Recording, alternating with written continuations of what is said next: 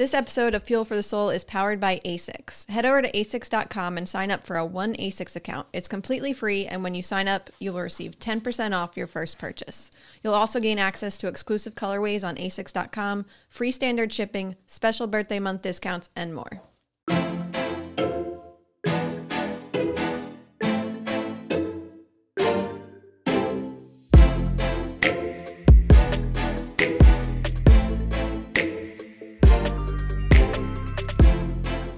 Hi, this is Thomas with Believe in the Run. This is Megan with Believe in the Run. And this is Megan with Featherstone Nutrition. AKA Feathers. And if you're not calling her Feathers by this point, are you really a fan? Are you a friend of the show? I don't know. Like, it's Feathers. Like, you shouldn't even go by Megan anymore. You should just be like Feathers all Sign the time. documents, Yeah. Feathers. Like, legally, I want to see your license, and it'd be like Feathers. I'd be like, Wait, I could do that like- because I could just put like an M and then make Feathers very clear and like do it for the stun. Like, yeah, I dropped the stun. There you go. The stone. I like that. Yeah, I drop like all that. the stun and stone, all that stuff. Just too Feathers. much. Sunstone. It's too confusing. Yes. Yeah. Actually, if you just had the last name Stunstone, that'd be pretty cool. That would be also very confusing. Are we doing a show about Fuel for the Soul? Yeah, so this is Fuel for the Soul, and we have an exciting new sponsor of this episode called Runway, but it's just RN. Like, we're not paying for the vowels. No vowels. No vowels. We're not paying extra. And they are, well, Megan, you Break it down were for us, introduced Meg. to them in New York, and then you met them in Austin at the running event, and tell us all about them. Yeah. So this was probably one of the funnier run-ins. So remember you and I were like at the bar getting a glass of wine and started chit-chatting and happened to be like in a conversation with one of the co-owners of Runway. And we were talking about how we don't have access to the Alpha Fly 3s yet. And they did. And like, that was our conversation. And then somehow out of that, now we are trying a new supplement and it's amazing. And here we go. So yeah, they were in TRE also. So I spent some time talking to the co-owners when we were down there, and they're just super cool humans. Right. And I think, we mentioned this a little bit before, but it's a product that I like it when it's a product that we all use, believe in, that type of stuff. And then B, when it's something that makes it easier for us to fit it into our lifestyle. So with a lot of my clients, they're trying to take collagen, it's clunky, right? It doesn't taste good. So it's not like you can add it to everything. Some people don't drink coffee before they run, so they don't add it to that. So this is a way to get collagen in that's super easy. It tastes more like an electrolyte drink, kind of slug it back. So I think it fills a need. I think it fills a gap for a lot of people that want to take collagen for the soft tissue and health benefits of, tendon and ligament repair, or decreasing a recurrent injury of an Achilles tendon or high hamstring tendonitis, or those types of things. That's where, collagen really shines. And I know we've had some episodes, all about that. So it just makes it easier for people to take it, which, is what we're always looking for. I don't care about the easy part. Yeah. Yes, you do. No. Yes, you do. Okay, I do. I don't want to build it myself. And it's not like IKEA furniture make. What I care about, what I liked, and I told the guys, because, first we try products before we're going to endorse them. And so I was trying it. I was going through the motions with it and just seeing if I liked it. And the benefit that I got is typically when I wake up, I have my cup of coffee, get ready for my run. I go for my run. But I don't, it's like I have to think about drinking water or getting that extra hydration in. So for me, what it is I mix it with the 8 ounces. And so it's like I have coffee, which fulfills my caffeine needs. And then I made the Runway to have like a drink, and I realized I'm getting an extra 8 ounces of water there. Yeah. And it tastes good. It's like lemon lime, tastes, like a electrolyte beverage. And so obviously the collagen is the heavy hitter in this that helps. If we're taking the collagen, we want to do it before activity because we have really poor blood flow to tendons and ligaments. So if we're taking it before, then we're more likely to get those substrates to those areas to help do the repair. So, taking it before. And then I also like that they add, obviously there's some sodium in it. So it is like an electrolyte drink too. And then there's a little bit of vitamin D, a little bit of B12. So things that a lot of us probably need more of anyways. There's a couple other things kind of added to it. So it's good. And they were nice. If anybody wants to try it, if you're like, I need a new collagen supplement, Feathers 15 will get you 15% off. So if you want to give it a whirl, throw that code in there. And that's just rnwy.com. Is that I where they believe go? so. Okay. I'll put it in the show In the notes. show notes. Type it in and see. Yeah. Okay. So we have a lot of fun things to talk about. I think we're going to answer a lot of listener questions, but then first, let's kick it off with this insane dude who is making Is he insane? rounds on the interwebs because he decided to do this Costco hot dog eating. I don't even know what you call it. It's not a challenge. He just did it. Right, he challenged himself. No one challenged Okay. him. He challenged himself. Okay. So, I mean, this is like the crossroads of so many pieces. TikTok influencers, which we love to talk about around here and how ridiculous it is. And we have another question about TikTok we'll talk about today. And he lives in Cleveland. So I was like, oh, we're going to the same Costco. And so this, and then it's going completely viral. And now he's trying to say that like, this could be how we lose weight. So I'm like, okay, we need to chat about this dude. So he decided that for 7 days, he was going to eat nothing but the Costco I thought it was hot dog 30 meal. days. It was only 7? No, it was only 7. Only 7. Oh, wow. Yeah. So for 7 days, that's all he was allowed to eat. So he was drinking pop too, or soda, as you guys call it. So he was drinking like Pepsi and Mountain Dew. So he was getting some sugar, obviously, from that. But other than that, it was legitimately hot dogs because he wanted to spend $1.50. I guess it's crazy. These hot dogs are huge. And the bun and the condiments. Right. So then I'm like, these hot dogs, $1.50? Like, how much nutrition could be in these? These suckers must be massive. Have you guys ever eaten at Costco? You guys go to BJ's, right? Yeah, we don't have a Costco near us, but they have Yeah. similar stuff at BJ's. But nobody goes to BJ's for I've food. never had. Yeah. To answer your question, no, I've never had. I one like of the IKEA hot dogs. I've had those.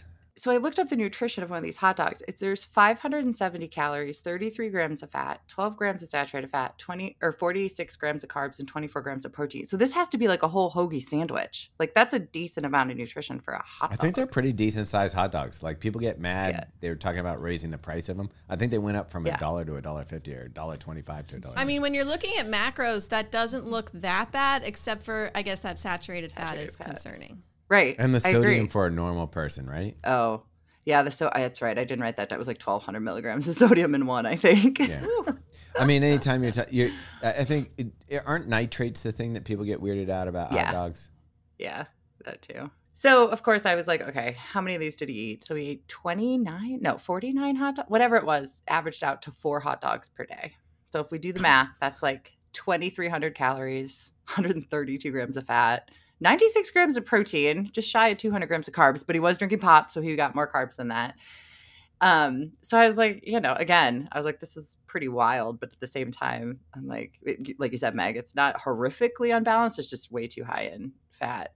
And so then at the end, he weighs in and out and he loses 4.2 pounds in 7 days eating these. He did say he had a lot of diarrhea though, right? Yeah, he did. Maybe he was dehydrated. So that's what made me watch this because I was like, how did this man lose weight? So then he very quickly and quietly says partway through, I also walked and ran up to 10 miles every single day. And then so I was like, this is a calories in, calories out conversation. Like, yes, he only ate hot dogs from Costco, but he was burning more energy on a daily basis. If he was running or walking 10 miles a day, especially for somebody who wasn't doing that before, which it didn't sound like he was, he didn't create a new diet craze. He just ate less than his body needed on a daily basis. But he's gotten like on every show, newscast, like 7 million views for this. It's wild how much attention he's gotten for it. The idea of it sounds good. Like I like a what do they call them? Glizzy. I like a glizzy every once in a while. What is a glizzy? That's a hot dog. It's a slang for Who hot calls dog. it a glizzy? The kids. The kids. So- Yeah. geez. No cap, Meg. My son has tried to start saying that word, but I'm like, it's also short for a lot of other things. I'm like, I'm shutting this down. You are not saying that word ever. Yeah. I won't even say it. I'm like, I can't. Okay. I mean, I'm sure it's bussin' to hit the hot dogs. Yeah. You're bussin' if you can eat them hot dogs. All right. And let's move on to some listener questions here. Enough of this man and his crazy Costco hot dogs. Okay. Our first question is actually from our friend Jen Scrementi. I love Jen. And She just sent me a tracking number. She sent us an email, and then I got a text message to make sure it made it into the show. So, Jen, you're welcome. She said, For feathers, when training for shorter distances, 5K, 10K, maybe a half marathon, is there much of a nutrition shift in general? When marathon training, I'm usually hanging around 45 to 60 miles a week and doing traditional marathon type workouts. However, taking a step back this winter and doing shorter races with an average of 40 to 45 miles per week right now, with workouts being much faster in intensity but shorter. For example, 2 fast workouts a week with a long run around 12 miles. Still keeping in 2 days of 20-minute strength training. I think I read we burn more glycogen running faster, but not entirely sure what that would mean for nutrition. Thanks, gang. Also, I'm curious what her weekly mileage is, because that's not a light schedule she's doing. She said 40 to 45 miles per week. That's still a pretty decent number. Like, some people do that 100%. For marathon training. Right. Right. And that was my big takeaway from this is she's absolutely correct. We do torch more glycogen the higher intensity we're running at. So to answer her question about that, that means we need more carbs when we're doing higher intensity, whether we take them during, before, after, later in the day. Honestly, it's a personal preference. But that would be the biggest thing when you're increasing intensity like that. And also, given that she's doing 2 workouts during the week, I mean, that's a lot more than just like one, like a lot of people do. Obviously, 2 is more than 1. Duh. But I do think, I do think, carb needs are going to be pretty important to keep up with these and keep up with the recovery process, because even though they're shorter, if we're torching through more glycogen during them, in order to then hit that next workout in that week, we have to restore what we've burned through, right? So we really need to stay on top of the recovery nutrition and not necessarily scaling back carbs with the assumption, oh, I'm running fewer miles, I don't need as many carbs, because the intensity still is pretty high there. And also, I really do like to look at like what's the change in total mileage. So she said she was from 45 to 60 and dropped to 40 to 45. But most likely the 60 mile, maybe high 50s was like for like 2 or 3 peak weeks, right? Like I would guess that the majority of her marathon training was probably 45 to 50, low 50s. That's not much different than where she is now, to Thomas's, point. So honestly, I would say like, let's keep with those solid nutrition habits that Jen already developed, and then just really make sure that we're supporting carbs before and after these workouts. I know I said during before, but we probably wouldn't fuel during these shorter workouts because they are so much more intense. We don't tolerate that very well. So I would say like keep with those great habits that she has.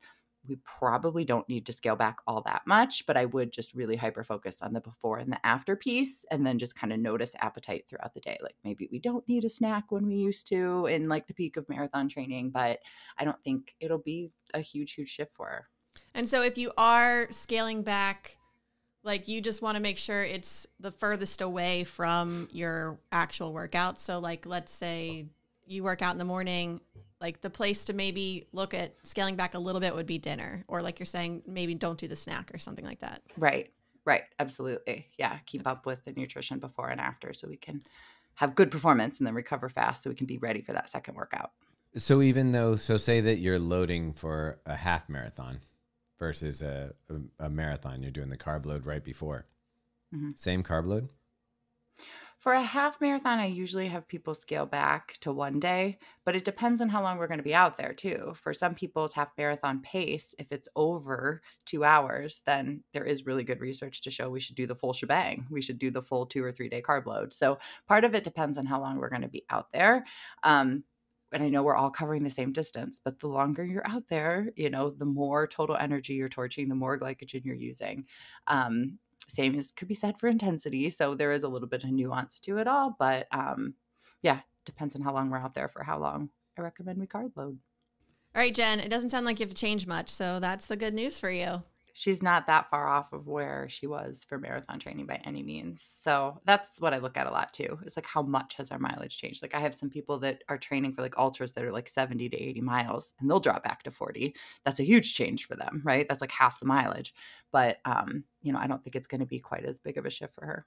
All right. Our next question is from Nicole Bors. I'm going to say that's her last name. I don't know. Hey guys, can you give me some bagel topping options for my post-run breakfast? Typically, I enjoy cream cheese and everything bagel seasoning, but I realize cream cheese isn't very healthy, high fat, low protein.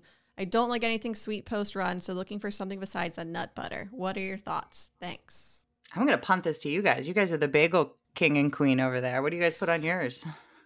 Okay, so I normally make bagels on the day of my long run. So I'll have the dough rising while I'm running. And then when I come back, it takes like almost an hour for the bagels to be ready to eat. So when I first get back, I'll do like a momentous protein like shake or whatever. That's not a bagel to topping. get protein. And then like if what I want is a bagel and cream cheese and maybe a tomato or something, then I go with that.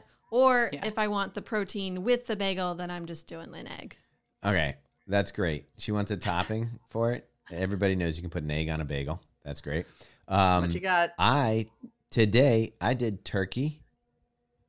So I took some avocado oil for the spread. So instead of putting on, because I'm trying to watch that saturated fat or whatever, sprayed it down with the avocado oil on the everything bagel, threw on some turkey, threw on tomato, some jalapenos, and had a nice little everything bagel turkey sandwich. But any of the proteins work. Like you can throw on whatever, if you like any deli meat, or if you say that you wanted something that was more vegetable friendly.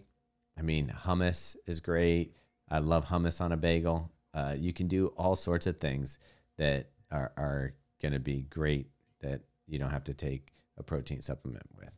I mean, I'm often Team Meg, where I like slug back my protein first and then I eat a bagel or toast later. But I'm here to challenge. Like, nut butter does not have to be sweet. You guys know I'm like queen of savory nut butter. So like if you get a natural peanut butter or almond butter, all it is that and salt. It's not like they've added sugar, so it's not as sweet.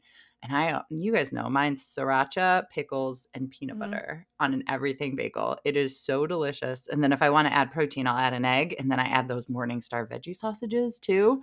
Wait a second. It's epic. You would put an egg on peanut butter? She does all the time. Try it. Gross.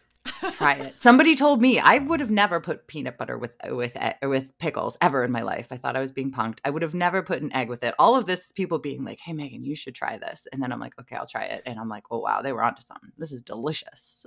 Well, I do like Megan will have like hamburgers, and there'll be leftover hamburger patties that are cooked. And I'll throw one of those on a bagel with a fried egg, and that's pretty amazing. It's almost like sausage or like a burger. Yeah. I could see that. I mean, toppings are endless here. I agree. Avocados, that's another thing that could be super savory. She could do avocado and everything but the bagel instead of the sour or the cream cheese. But I'm totally fine with cream cheese sometimes. I don't think it's the devil by any means. I mean, I think of bagels like bread. Like it's just a plain thing that you can add anything to it, like whatever you want. So, yeah. So you guys who are listening, get crazy. Do something wild with your bagel, tag us all in it so that we can share it. Yeah. So we can start promoting wild bagel sandwiches. I would love to see wild bagel sandwiches. And hashtag wild bagel sandwiches. Yeah, I'd love to see it. But here's the thing. People will send stuff that they're not actually going to eat. No, they won't. So I don't want it to be I don't want it to be inedible. I'm not saying like gross us out and put weird stuff on it. I'm like really do something epic and share it. Yeah. That you would eat. Yeah. I also guess what? Tuna on a bagel is really good. Ugh. Yeah, Meg doesn't like any of the salads. Chicken salad, tuna salad on a bagel, very good. Yeah. I guess. All right, people, let's see your what you put on your bagel that has protein, and tag mostly Megan. Please don't tag me. Meg doesn't. You don't want all those stories in there. I don't know. Some of them might gross I me want to out. see it. I feel like. Well, you'll probably try more than I would. I would try. Will you try the peanut butter egg? I will. Okay, we'll Try report it. back on that one. Yes. Yeah. I will try it. Okay. Our next question is from Joe Mercer. He said, "Love the podcast. All-time favorite moment was during Feather's Berlin recap when she said there was no electrolytes on course and Megan audibly gasped." That sounds like me. Perfect distillation of the show. My question. Last year, I gave up drinking for 9 months, mostly to see if I could do it for a month, and then I just kept going. Sounds like they're pregnant. Out of stubbornness. At first, I let myself eat more dessert or night snacks to ease the transition, but over a year later, I still think I'm snacking that same amount at night. I'm definitely not someone who accidentally underfuels my body to make up for it. I have considered returning to my prior modest beer consumption, which was typically something like 1 16-ounce IPA while cooking dinner, maybe 2 on Friday. I think that might have helped me feel more full after dinner. Is that crazy? I'm kind of just rearranging the deck chairs of my impulse control issues, but I feel like the cookies and Cheez-Its at current volumes are worse than a beer a few nights a week when I don't have a workout or long run in the morning. Thank you. This is a phenomenal question. I saw this and immediately was like, Joe, you're making the show. This is wonderful. Yeah. You made it. Well, this is also an Emily Oster style question too, I think. Why? She's the one who's like, while the alcohol is bad for you, medical society thing, the alleviation of some stress is a benefit. So depending on how you look at it. It seems like he's more weighing like the health side of it too, and like feeling fuller from a beer versus a snack. And I don't know, Megan, you tell us all about it. Well, that's what, when I was reading it, I kind of took it as like, I feel like he's trying to balance like his nutrition choices. So he's like, what's better? Like drinking the beer, because that seems to keep me full, and then I don't eat all these snacks at night, or not drinking the beer because supposedly alcohol is bad for us. So like, what should I, but then I'm snacking too much, which is very common. Like we often swap, if we're trying to cut back on alcohol, we often swap another like eating habit. And a lot of times it is something sweet like cookies or Cheez-Its for him. So looking at it from that standpoint, if we're looking at it from like a calorie, like addition in our nutrition, a 16-ounce IPA is like 250 to 300 calories, right? So like nothing crazy. But if he is drinking that before he's making dinner, it probably is filling him up a little bit, right? So it probably is kind of starting to fill him up so that he's more mindful throughout the rest of the evening. And so then I look up like, all right, what's the nutrition of Cheez-Its and Oreos? So if he ate a serving of Cheez-Its and a serving of Oreos, he's over 300 calories already. Who sits down and eats one serving of Cheez-Its? Let's be honest, right? So he's probably eating more than one serving of maybe both of those. So he could be almost doubling his calorie intake eating the snacks versus the beer. So like looking at it from that standpoint, like maybe it would be advantageous if that's what he's focused on. If he's focused on like total calorie intake, which that's kind of how I pulled from this. Maybe the IPA is the least, offensive when it comes to that. And honestly, when you look at like the general guidelines of alcohol for men and women, like 1 to 2 beers a night is considered okay for men. So it's not like he's drinking to excess. So I don't think that that's anything that's all that crazy. But do you think it's like that thing where he's talking to his doctor and he's like, how many drinks do you have? He goes 2 or 3, and he goes, a week? He goes, no, a night. And he goes, and that's beer and everything. Oh, you're including beer? No, I mean, I feel like if Joe's taking the time to write it, and I think he's being honest with us, for sure. Right? Like, I think he's being honest. Yeah, why not? Yeah. So then the only other thing I thought about, which it sounds like he's a morning runner when he said, like, it won't impact my long run. But if he was an after work runner, I wouldn't want him drinking a beer before he had a meal, right? That can delay recovery. So if he was running at like 5 and then drinking his beer before his meal, like I don't love that, right? That's going to impact muscle growth and glycogen replacement. Why can't I speak today? But it doesn't sound like that's actually what he's doing. And then he said he wouldn't have a beer the nights before his long runs or workouts. Sounds like which you're saying is good because that could, I guess, dehydrate you. I mean, I don't think 1 beer is going to do anything, but I don't know. Probably not. Yeah, I just think it's a good habit to get into, because it can dehydrate us some. It's like, let's be strategic about where we're using it. But you're right, 1 beer is probably not going to make or break anything. But I mean, I do want to say, like, if Joe is doing this because he wants to try to give up alcohol, then keep eating the snacks, right? Like if the goal is to cut alcohol out of our life, who cares if we're eating some Cheez-Its, But from the vibe I'm getting from his question is he's like, I don't think I like the snack habit. Like, is the beer such a bad thing, right? So if that's the case, if he's like open to like what works best for me, maybe the excess snacking isn't great. So if he tries one night having that beer as he's cooking dinner, does that mean he's not hitting the Cheez-Its later? Might be a good experiment, and he could let us know how it goes. Why do you think there's so much, like right now, it seems like more than ever, there's a push to get people away from alcohol? Why is there such a strong, was it the pandemic? Did people go off the rails? Or it just seems like right now, it's almost like a trend, like you're bucking the trend if you drink. Right. I think it's coming from big influencers, like big health-based influencers, right? That have huge followings, and they are all, um, you know, sober. They're not drinking. So they're, I think it's more of a influence type thing. None of the research has changed. We know, from research that like alcohol isn't necessarily beneficial, right? But in moderation, is it harmful? That's where people like to argue. I personally don't think it is, but it's not like there's been a new research study coming out that made people, respond like this. I think it's just kind of the chatter that's out there right now. You just have to decide, but I do feel like there is such a negativity around it that it's confusing to people.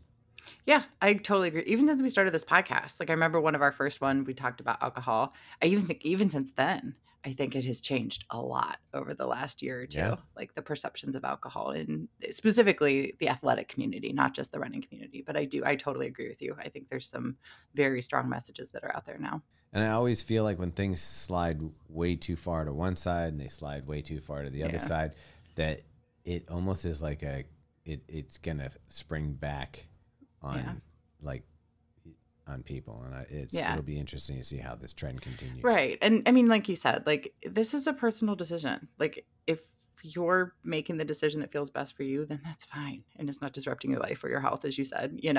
I think it's we just need to remember, just like everything else, like we talked about last time, like choosing to go vegan or not, like that's a personal decision that you make for yourself. And you need to be, on top of that for yourself. And there's really no one else who can tell you to do it or not, I did want to, so one just quick final thing on Joe's question about snacking versus having a beer. We always kind of talk about how having a snack late at night might affect your sleep or digestion. What are the good ones and what are the bad ones? Yeah, like so having Cheez-Its and Oreos right before bed is probably not great, but I don't know. Yeah, there is some research now that we have people wearing like continuous glucose monitors a little more frequently that are athletes, is if our blood sugars get like too high when we go to sleep, it does affect sleep quality. So if we're eating too much like right before bed, it could certainly disrupt our sleep. If we eat a bunch of fat, that slows down digestion, which can, decrease or disrupt our sleep as well. So yeah, I think that's a piece of it as well. But then on the flip side of that, like if he does have a long run in the morning. Didn't you at one point tell me that like eating a little protein before bed is like they were saying that's a good thing? Yeah, if you have like a fourth dose of protein before bed, that can help put on lean muscle mass. But if he does have a long run in the morning, I don't hate that he's snacking on some Cheez-Its before bed. It's some extra carbs, stored as glycogen to help with his long run, So again, we could be kind of strategic. Like he said, maybe there's no beer, but there are Cheez-Its the night before a long run. Yeah. All right, let's answer one last question here. This one is from Katie. She said, "Hi all, tell me about Berberine." What is that? I'm seeing it everywhere. The new hot supplement to regulate blood sugar and lose weight. I've heard it's called Nature's Ozempic. Oh, geez. Is it just another wannabe magic pill, or is there something in it that's worth the investment if we want to shed a few pounds? Should we runners worry about lowering our blood sugar?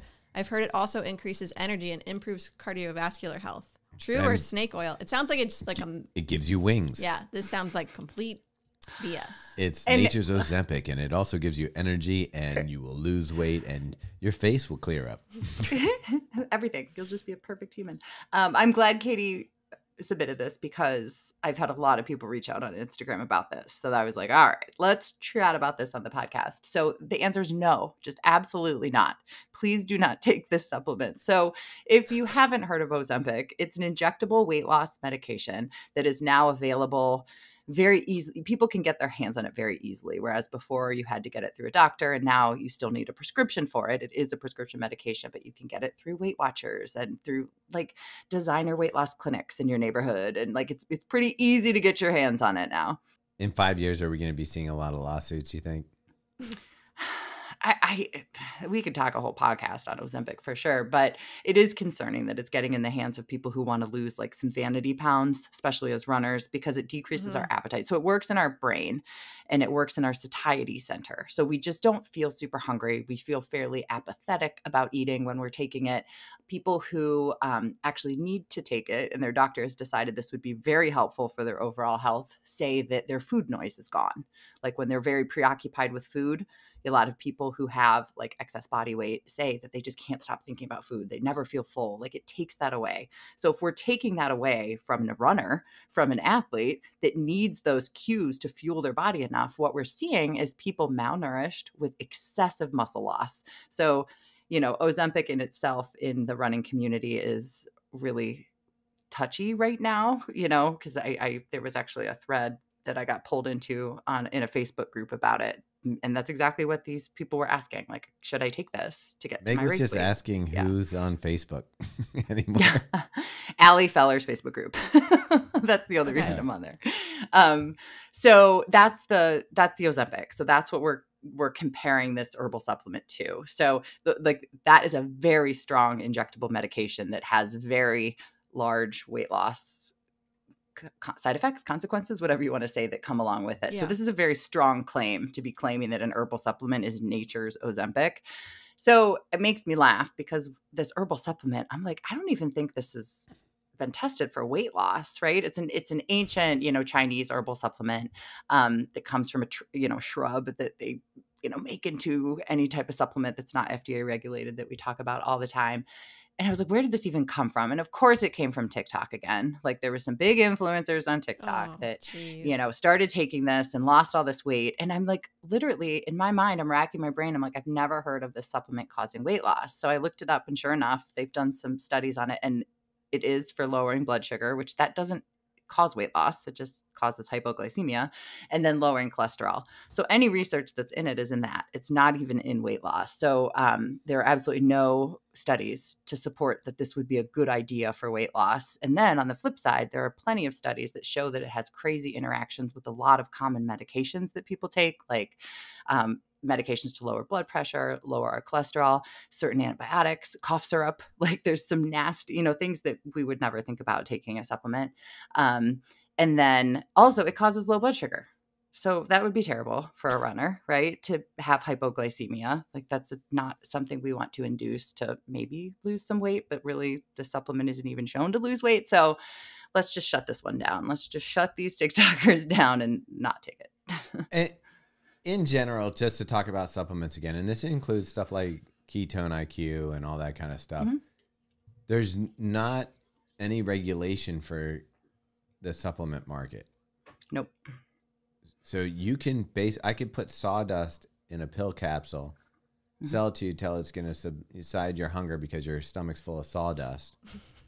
And I could sell that to you. And I could have people on TikTok selling it to you, saying they're trying it and it's fantastic. To your point, like if you're putting your sawdust pills on the shelves, no one can take that down until they've proved that it's sawdust and it's not what you said it was. So someone has to go out of their way to invest and to prove. Yeah, it's scary, guys. Don't put that stuff in your body. Please don't. If we're worried about a beer at night and then we're taking this. Yeah. That's always my favorite thing in the world is like the common sense like goes out the window when you have these supplements involved, and it's crazy. I get it. I totally understand it from a consumer point of view.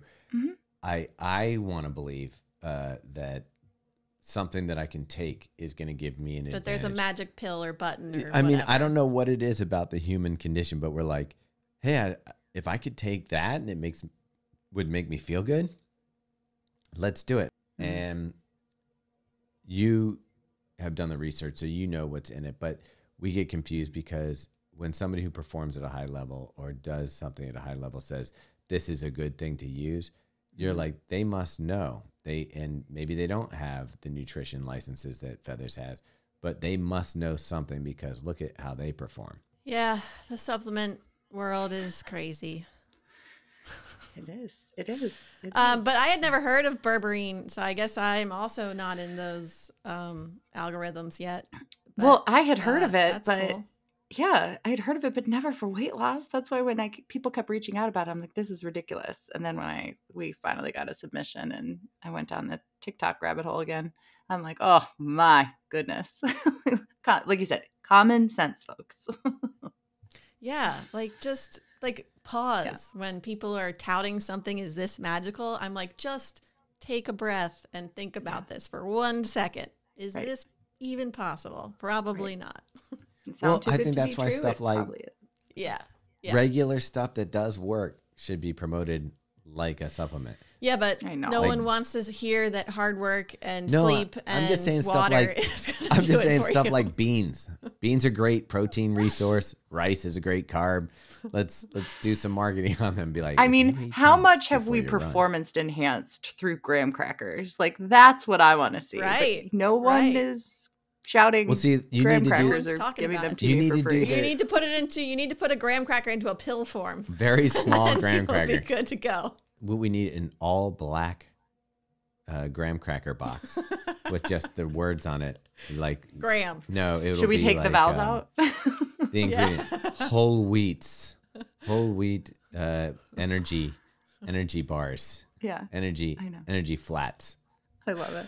Okay, we have really gone off the rails here per usual. So let's go ahead and wrap this one up. So we're gonna say no to Berberine. We're going to tell Joe it's really a personal preference, but the beer before dinner is probably okay if you're not doing a long run in the morning. Beer before dinner, never thinner.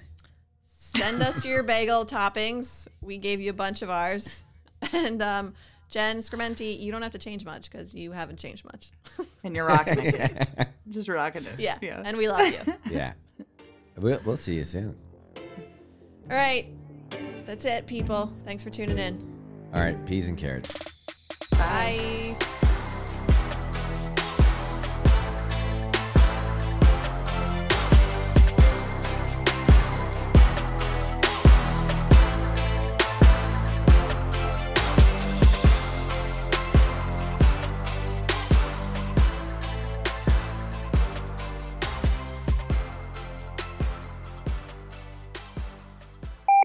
I know Meg won't handle seafood at breakfast, so I didn't even bring it up. Nope. There's a lot happening. A lot. I don't even know who I am anymore. Drinkers, like how to always have on hand old fashions ready to drink. You know. Yeah, just brush your teeth.